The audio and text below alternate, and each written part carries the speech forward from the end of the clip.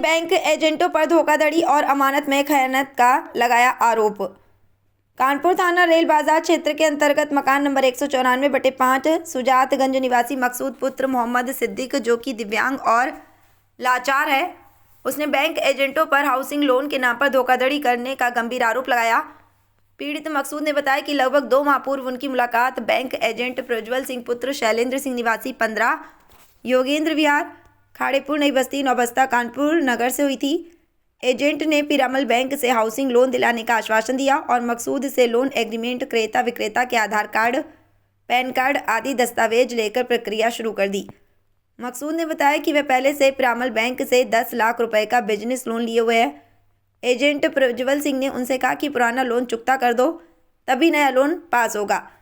दिव्यांग मकसूद ने अपनी पत्नी के सोने के जेवर बेचकर पैसा जुटाया और 11,23,887 रुपये प्रज्वल सिंह के खाते में अलग अलग तिथियों में ट्रांसफर कर दिए। इसके बाद एजेंटों ने कहा कि अब तुम्हारा हाउसिंग लोन स्वीकृत हो गया है, रजिस्ट्री की तैयारी करो।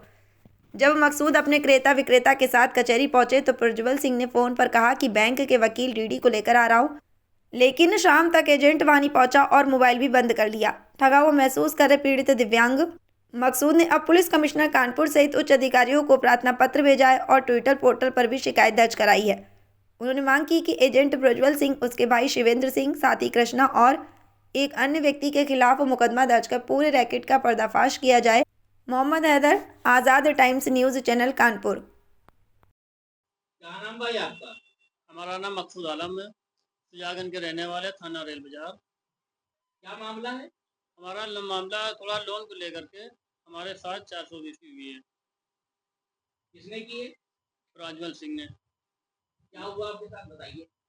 हमारे साथ में हमारा एक लोन मुझे कराना था, उससे पहले मेरा एक लोन चल रहा था 10 लाख रुपए का। तो उन्होंने ये कहा कि मकसूद भाई आप पुराना लोन इसको पेड कर दीजिए, तो नया लोन आपका 27 लाख का हम क्लियर कर दें, हो जाएगा आपका लोन।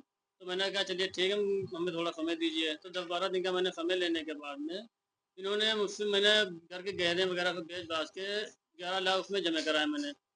और जिससे मकान ले रहा था उसको जल्दी थी, उसको आगरे शिफ्ट होना था, तो उसने कहा मकसूद भाई थोड़ा जल्दी दिवाली से पहले मेरा एक काम करा दीजिए। तो मैंने कहा चलिए ठीक है। प्रज्वल से मैंने बात की तो कहे हो जाएगा, आराम से, परेशान ना होइए आप। तो उन्होंने कहा ठीक है।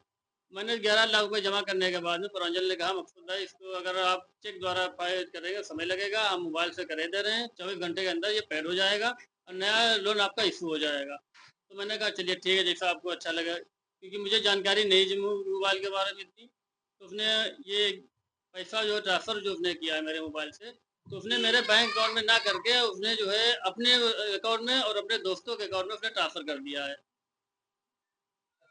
आपके पास इसका कुछ साक्ष्य सबूत है? जी, इसका मेरे पास सबूत भी है, बैंक का स्टेटमेंट वगैरह मेरे पास पूरा है।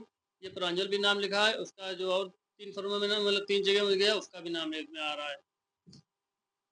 और ये बात मुझे पता चली है जिस दिन इन्होंने कहा आपकी रजिस्ट्री है, 15 दिन के बाद का रजिस्ट्री, आप कल जो है आप जो है रजिस्ट्रार ऑफिस पहुँचिए।